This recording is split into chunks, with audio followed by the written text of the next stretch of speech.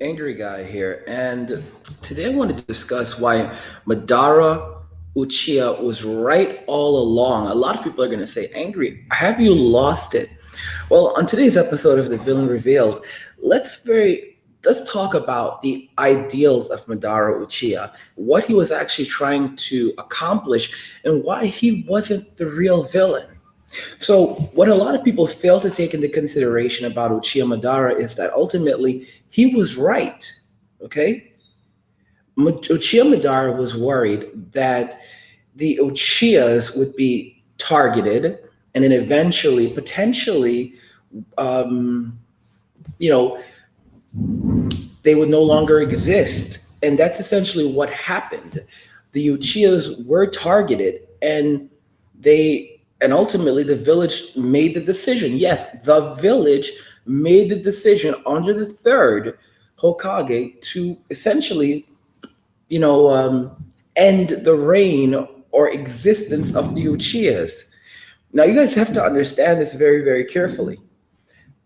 The Uchihas, like Naruto's clan, the Uzumakis, were a very, very powerful clan. Okay, they had unique abilities that essentially were limited to them.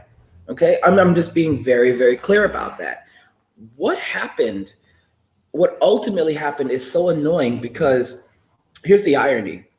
The first told his second, he told his brother to leave the Uchihas alone. Okay, what does he end up doing? He ends up placing them, not like placing them in their own specific district and putting them in charge of the police force, which in reality was a means of watching them and keeping them under control and surveillance constantly. Okay? It was a truly terrible thing that they did. The Uchihas, many of us would wonder, why is it that the Uchihas lived in their own specific area? Well, okay, well, that's just the way they like it, right? No. If you actually pay attention to the series, people from various different clans live in various different places, okay? All the clans don't necessarily live together in the same place. You might find some people of the same clan, living in the same place, but it's often not like that. Okay? People live everywhere and people marry people from different clans. Okay? And at the end of the day, even though there are multiple clans, they're all still a part of Konohamaru. Okay? Let's make that very, very clear carefully that their loyalty lies directly to Konohamaru, point blank above any clan ties. And that the exact same thing was seen with Itachi basically choosing the village over his clan.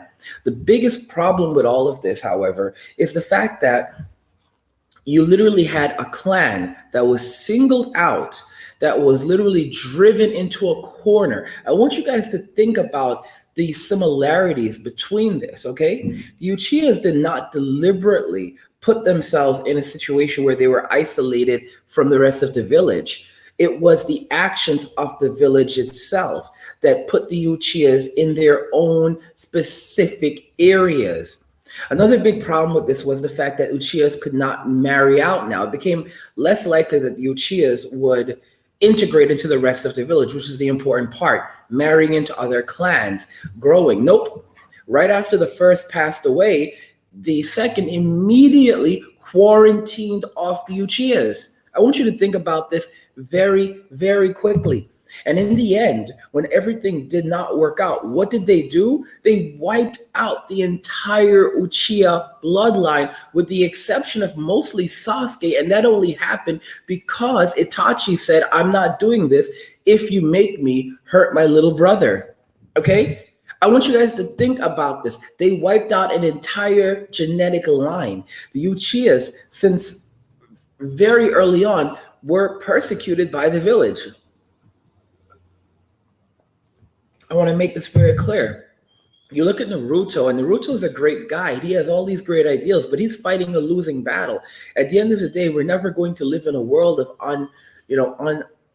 of just outright peace. You look at Naruto's reign as Hokage, and you have to remember a lot of these things also happened under Kakashi. You know, the advancements, technological changes, these things happened under Kakashi, I think. Like Naruto became Hokage after a lot of these things had already occurred. Naruto is an idealist, and he idealizes about what the world could be. And you know, Kishimoto talked about when he was designing the characters and the structure for Madara, and he wanted to give the world hope, that there was still hope in the world. The problem with all of this, however, is that in reality, the way things end up passing, you know, turning out, it's just not all that. It's not all that great, you know. For example, the world that we live in right now, in the current Naruto era, is Boruto. And Boruto is a terrible ninja. The ninjas in Boruto's era are terrible ninjas.